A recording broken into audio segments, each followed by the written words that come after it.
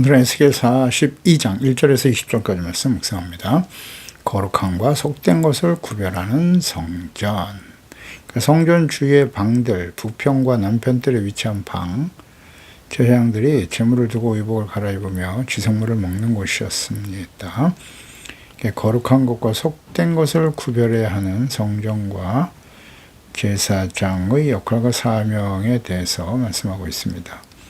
42장 1절에 그가 나를 데리고 밖으로 나가 북쪽 뜰로 가서 두 방에 이르니 그 두 방의 하나는 골방 앞뜰을 향하였고 다른 하나는 북쪽 건물을 향하였는데, 북편 뜰이죠. 성전 안뜰의 북쪽을 가리키는 것이고, 제사장들의 방이 성전 뜰과 있다 있음을 의미합니다. 그러니까 두 방, 하나는 골방 앞뜰을 향하고 다른 하나는 북쪽 건물을 향하고 있었습니다. 2절에 그 방들의 자리의 길이는 100척이요 너비는 50척이며 그 문은 북쪽을 향하였다. 방들의 자리의 길이가 100척 52.5m죠. 너비가 50척 26.3m, 문은 북쪽을 향하고 있다. 굉장히 큰 규모입니다. 그러니까 성전 전체의 길이와 같네요. 3층, 그 방 3절, 그 방 3층에 회랑이 있었다. 한 방의 회랑은 20척 된 안뜰과 마주 대하였고 다른 방의 회랑은 바깥뜰, 박석 빨린 곳과 마주 대하였으며, 그러니까 이 건물은 3층 구조로 되어 있는데요. 회랑, 늘어선 방 앞에 있는 일종의 복도용 발코니라고 하면 되겠네요. 발코니 같이 나온 부분입니다. 이 두 건물은 3층으로 이루어졌다. 3층의 모든 방들 앞에 회랑, 즉 발코니가 있었습니다. 그 두 건물의 3층 발코니의 방향이 한 건물의 회랑은 20척 되는 안뜰이고 북쪽 성전 안뜰을 향해 있었고, 또 다른 건물의 회랑은 바깥뜰을 향해 있는 바, 이들은 서로 반대 방향으로 하고 있습니다. 위치가 4절에 그 두 방 사이에 통한 길이 있어 너비는 10척, 길이는 100척이며 그 문들은 북쪽을 향하였고 그 위층의 방은 가장 좁으니 이는 회랑들로 말미암아 아래층과 가운데 층보다 위층이 더 줄어들었다. 그 두 방들 사이의 폭이 5.3, 길이가 52.5m죠. 그러니까 성전 전체의 길이, 그 담의 길이 위에 방들이 쭉 늘어서 있는, 방들로 구성되어 있는 그런 구조네요. 그 3층으로 구성된 방은 위로 올라갈수록 점점 좁아지더라. 왜냐하면 그 회랑 때문이겠죠. 회랑이 공간을 차지하기 때문일 것입니다. 6절에 그 방은 3층인데도 뜰의 기둥 같은 기둥이 없다. 그 위층이 아래층과 가운데 층보다 더욱 좁아짐이더라. 3층인데 뜰의 기둥 같은 기둥이 없기 때문에 위층이 아래층보다 더욱 좁아지는 구조입니다. 7절에 그 방의 바깥담, 그 뜰의 담과 마주대한 담의 길이는 50척이었다.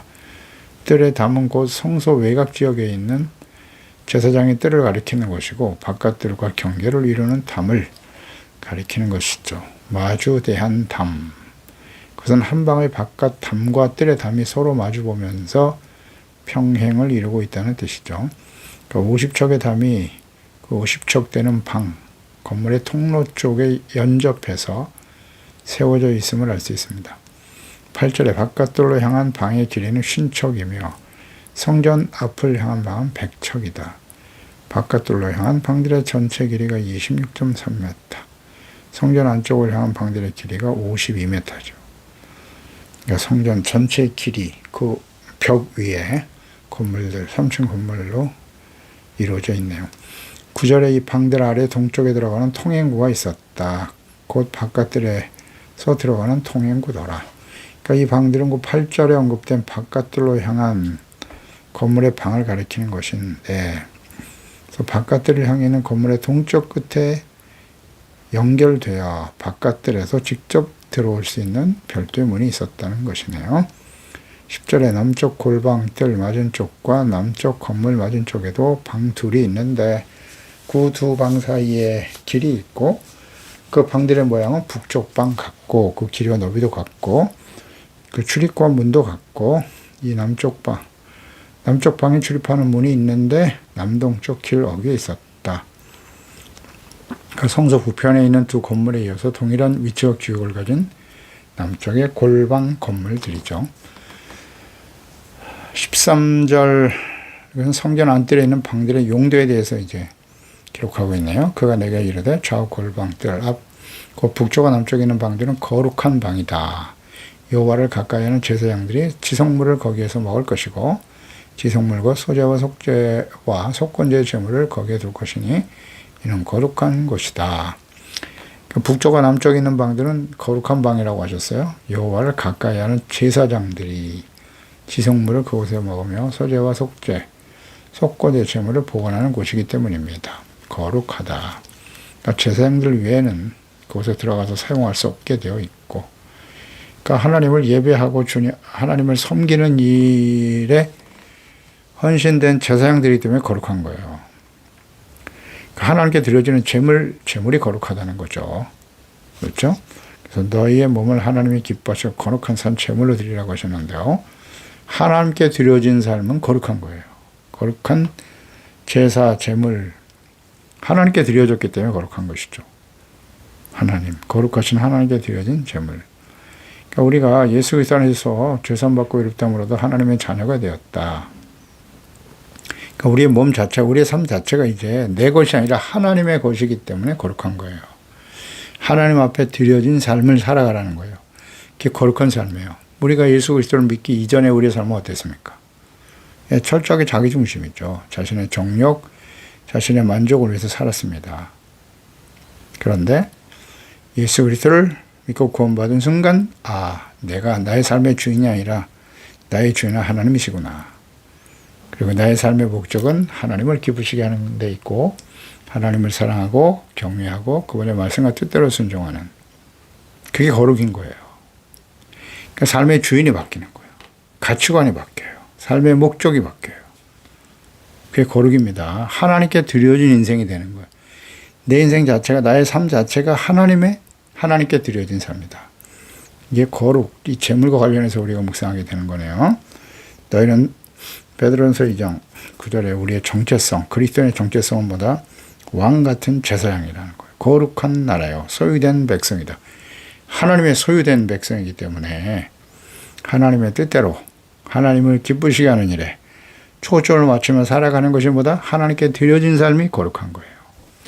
그러니까 여기 소제물, 번제물, 하나님께 드려진 것이기 때문에 거룩한 것이고, 그런 제물들을 그곳에서 먹기도 하고 준비하고, 그래서 거룩한 방이 되는 거예요.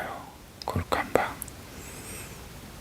그러니까 우리의 삶 자체가 이렇게 거룩한 방과 같이 우리의 마음이 거룩한 방이 되어야 하는 것이고, 우리의 삶, 우리의 가정이 거룩한 방과 같이 하나님께 헌신되어 쓰임받는 삶이 되어야 하는 것입니다. 진정 그러한가요? 우리의 삶은 어떤가요? 우리의 마음 중심은 어떤지 잘 살펴보세요. 여전히 나의 만족과 이익과 성공과 출세를 위해서 살아갑니까? 하나님을 기쁘시게 하는데 관심이 없어요. 하나님의 말씀을 듣고 죄를 버리고 정결하고 깨끗하게 되는 일에 관심이 없어요. 거룩한 것이 아니죠. 거룩한, 그러니까 제단에서 불사르지 아니했던 소제물들도 있었어요. 레위기에 보면 2장 3절 이하에 그 소제물에 남은 것은 아론과 그의 자손들에게 돌릴 것이다. 이는 여호와의 화제물 중에 지극히 거룩한 것이다. 하나님께 드려진 제물을 거룩한 것이기 때문에 오직 제사장들만이 먹을 수 있어요. 그 소제물에 남은 것은 아론과 그의 아들들에게 돌릴지니 이는 여호와의 화제물 중에 지극히 거룩한 것이다. 또 레위기 10장 12절에도 모세가 아론과 그 남은 아들 엘라살에게와 이다말에게 이르되 여호와께 드리는 화제물 중 소제에 남은 것은 지극히 거룩하니 너희는 그것을 취하여 누룩을 넣지 말고 제단 곁에서 먹어라. 누룩을 넣으면 안 돼요. 소제물, 하나님께 드려진 것을 제사장들이 먹을 수 있다는 건 참 소중한 일이죠. 하나님 그렇게 거룩하게 구별하여 그것을 취하게 하셨습니다. 다른 사람들이 이익을 구하려고 해서는 안 되는 거예요. 하나님의 성전에 드려진 헌금이잖아요, 이게. 말하자면 제물은 헌금이거든요. 그러니까 하나님께 드려진 제물은, 그 헌금은 거룩한 것이기 때문에 함부로 사용되면 안 된다는 거예요. 제사장들을 위해서 사용되어져야 되고, 예배를 위해서 필요한데 사용되어져야 하고, 그렇다고 해서 제사장들이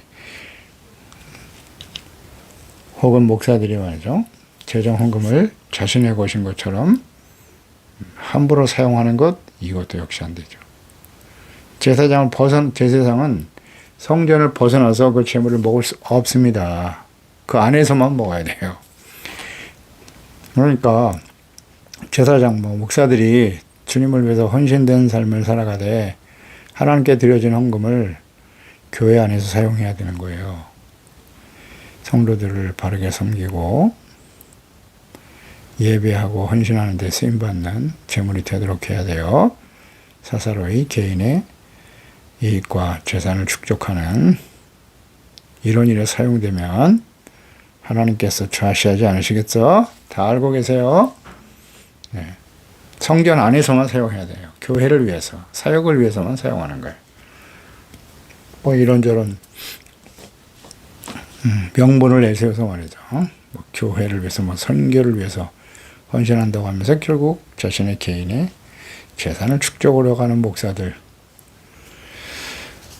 사람들은 속일 수 있을지 모르지만 절대 하나님은 속일 수 없어요. 예. 교회 안에서만 사용돼야 돼요. 거룩하게 사용되어야 하는 거예요. 대제사장들과 제사장과 회종을 위해 바쳐진 속죄물, 제한 속죄와 속건제 제물, 밖에서 태울 제물들의 거룩한 부분들을 이곳에서 처리했다. 레위기 7장 6절에도 보면 제사장인 남자는 모두 그것을 먹되 거룩한 곳에서 먹어라. 그것은 지극히 거룩하니라. 하나님께 거룩하게 드려진 것을 성전 안에서만 먹어야 돼요.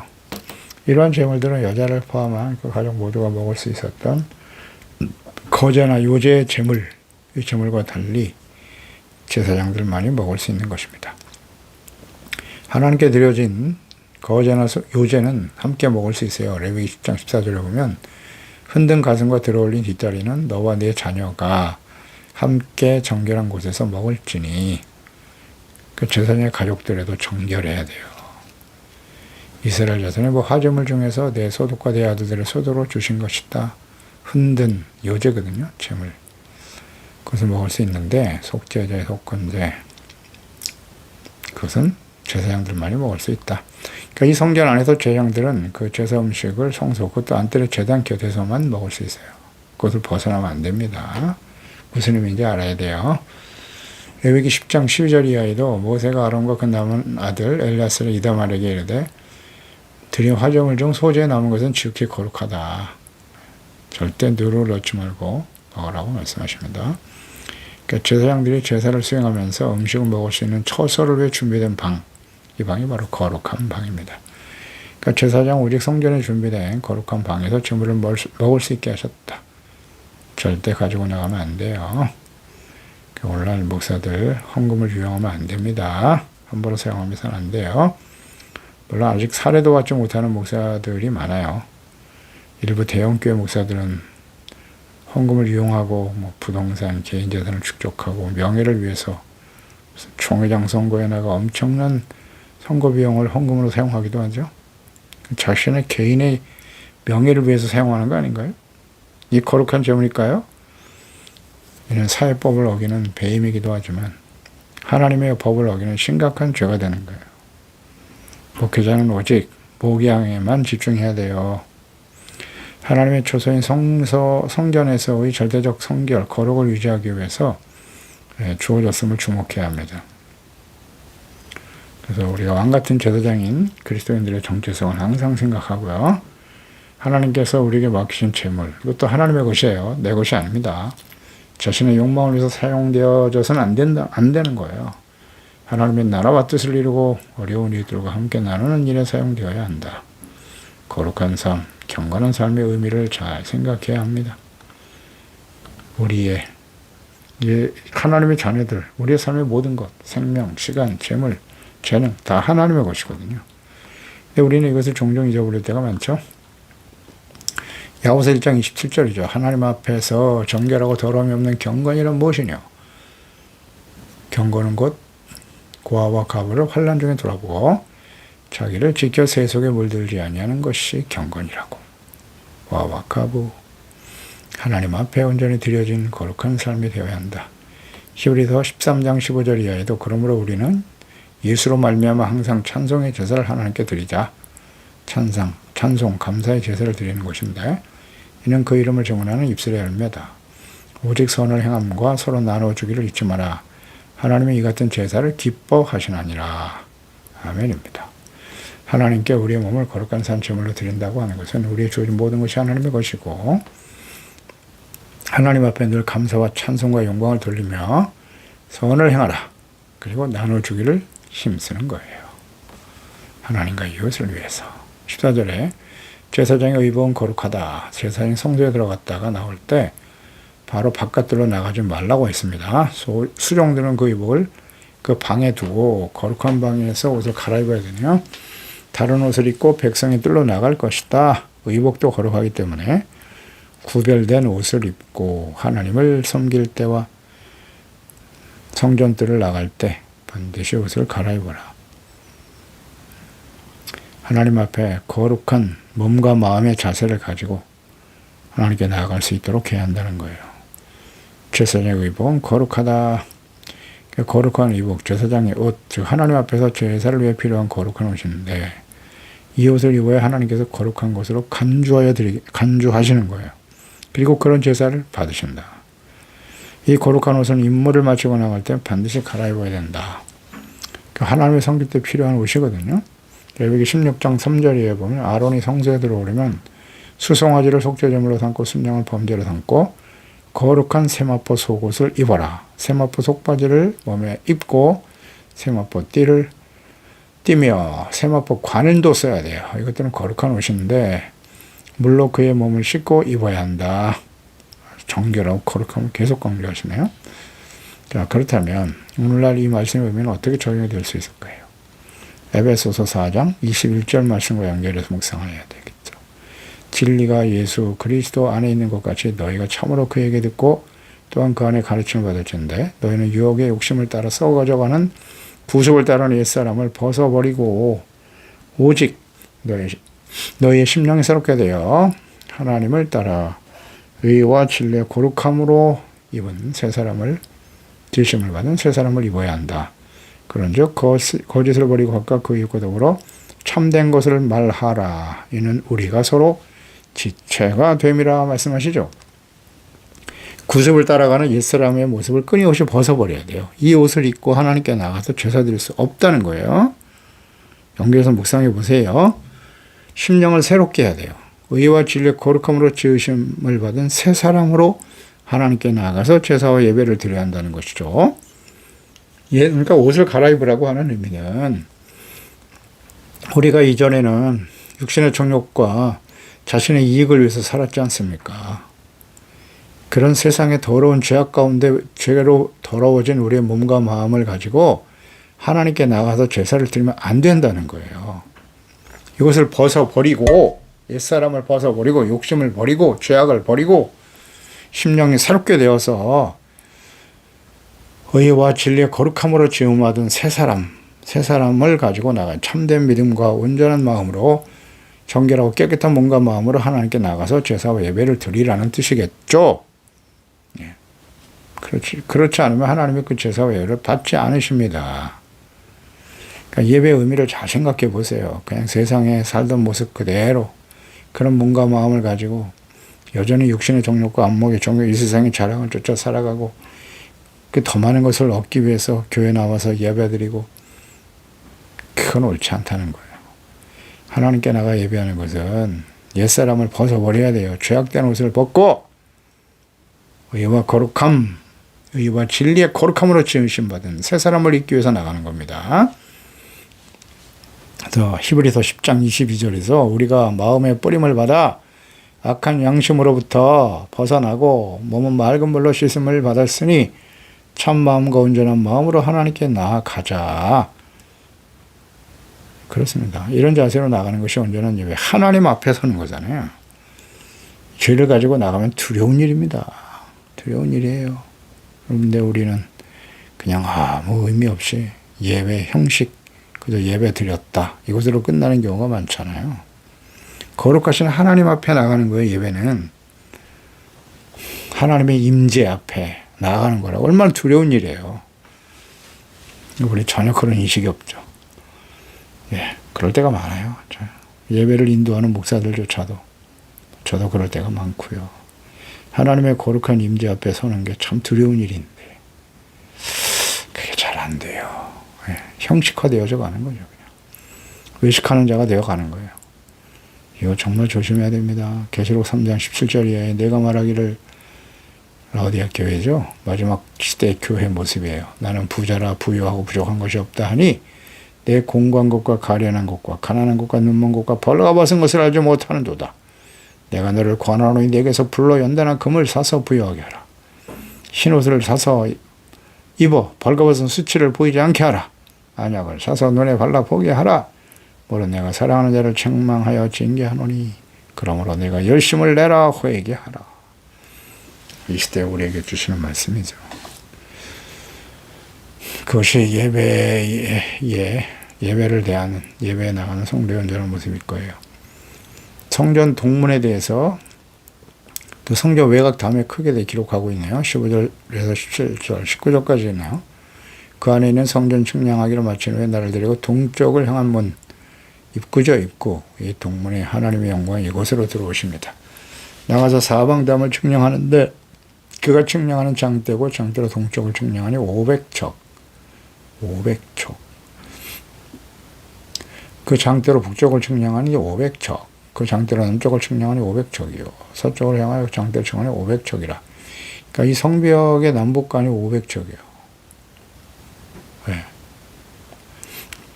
또 동서간에 역시 500척. 서평, 건물, 뜰, 성전 이거 다 합해서 500척이 된다는 것이죠. 이 성전의 벽이 길이와 폭이 각각 500척인 정방형이거든요. 500척이면 262.5m예요. 성전 크기가 어마어마하네요.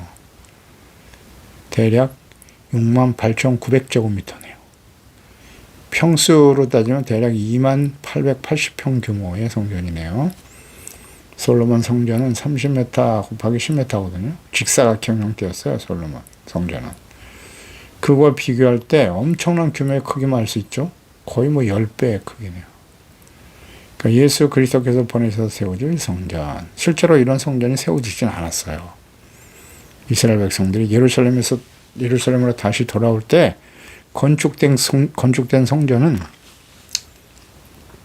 훨씬 솔로몬 성전만도 못한 훨씬 규모가 작은 성전이었죠. 보잘것없는 성전이었다. 그런데 하나님 보여주신 새로운 성전의 크기는 어마어마하네요. 이것은 예수 그리스도를 보내셔서 세우실 성전, 하나님의 나라 확장 이것을 의미하는 것 같아요. 땅까지 복음이 전파되고 증거되어 모든 사람들이 예배하며 주님을 섬기는 날이 올 것이다. 거룩한 성전이 될 것을 예표하신 거죠. 그래서 로마서 1장 16절에 내가 복음을 부끄러워하지 아니하노니 이 복음은 모든 믿는 자에게 구원을 주시는 하나님의 능력이다. 유대인이요 먼저는 그 다음 헬레인에게로다. 이방인들도 모두 함께 예배할 수 있는 처소가 된다는 뜻이겠죠. 20절에 그가 이같이 사방을 측량했는데 사방 담 앞마당 길이가 500척, 너비가 500척, 담은 거룩한 곳과 속된 곳을 구별하는 것이더라. 그러니까 성전의 벽 담은 거룩한 곳과 속된 곳을 구별하다. 성전이 위치하는, 그러니까 성전 안과 밖, 성전의 거룩함을 속된 것을 구별하는 장소가 된다는 거예요. 성전과 성도의 의미이기도 하고, 그러니까 거룩함, 성결, 구별된 삶, 율법, 계명, 하나님의 말씀을 듣고 순종하는 의와 거룩한 삶, 하나님의 나라와 일을 먼저 구하는 삶의 우선순위와 목적이 분명해야 된다는 거예요. 거룩하고 속된 것. 그래서 우리의 몸을 하나님이 기뻐하시는 거룩한 산 제사로 드려야 한다 그랬어요.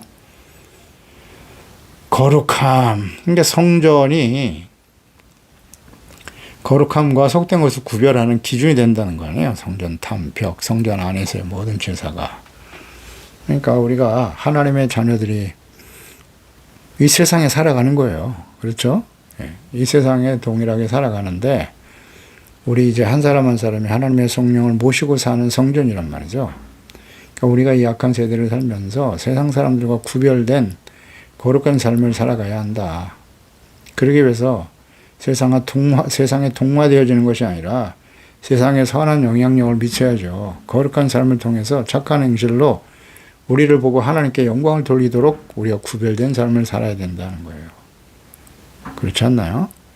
교회가 이 시대에 모든 세상 사회의 거룩함, 구별된 삶을 통해서 하나님께 영광을 돌리고 있나요?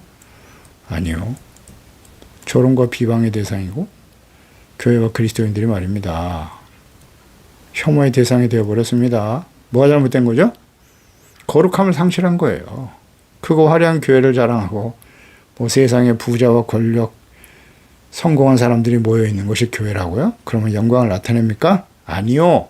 거룩함을 상실한 교회는, 우상이 가득한 교회는, 우상이 그 마음속에 가득한 성도의 삶에는 하나님의 영광이 없습니다. 함께 하시지 않아요. 거룩함을 상실하면 어떻게 된다고요? 성경을 보세요, 성경을. 거룩함을 상실한 이스라엘이 어떻게 되었는지. 그 성경이 우리에게 주는 교훈이잖아요. 책망, 교훈, 바르게 함과 위로 교육하고 하나님의 사람을 온전케 하며 선을 행할 능력을 갖추도록 성경에 기록된 것입니다. 이 말씀 마찬가지예요. 성전의 의미, 거룩한 것과 속된 것을 구별하는 것이 성전이고 교회고 그리스도인의 삶이 되어야 하는 것입니다. 기도하겠습니다. 하나님 아버지, 하나님께서 이스라엘 백성들 패역하고 완악하죠. 하나님을 버리고 우상을 향해 달려갔던, 끊임없이 하나님께서 돌아오라고 회개하고 돌아와 용서받으라고 외쳤지만 거부했죠. 하나님을 버렸어요. 계명, 율법을 버렸습니다. 그 결과 하나님께서는 징계와 연단의 과정을 거쳐 70년간 포로 생활을 거쳐서 연단된 이후에 다시 예루살렘으로 돌아오게 하실 것이다. 지금 연단의 시간을 지나고 있는 그들에게 새로운 성전의 비전을 보여주시네요. 성전에 대한 하나님의 비전, 새로운 성전, 어떤 의미인가요? 거룩함의 회복이잖아요. 정체성, 하나님이 다스리시는 하나님의 거룩한 영광이 임하여 계시는 곳이 성전이에요. 그래서 우리 몸이 하나님 앞에 거룩한 산 제사로 드려져야만 해요. 거룩함이 없는 성전은 성전이 아니에요. 거룩함이란 성결, 우리의 삶의 목적, 가치 기준, 삶의 우선순위가 달라야죠. 이전엔 나의 욕망과 나의 뜻을 이루기 위해 살았잖아요.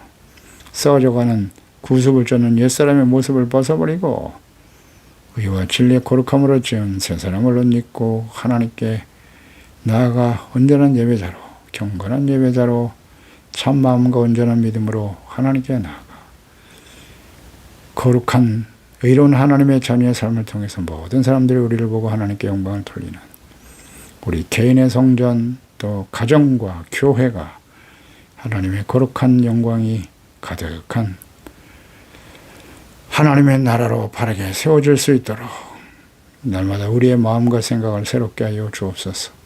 새 영과 새 마음을 우리에게 허락해 주사 주님의 말씀을 잘 지켜 순종하는 진실된 거룩한 하나님을 경외하는 진정한 하나님의 자녀와 그리스도인으로 살아갈 수 있도록 주의 성령께서 도와주시고 인도해 주옵소서. 예수님의 이름으로 기도드리옵나이다. 아멘.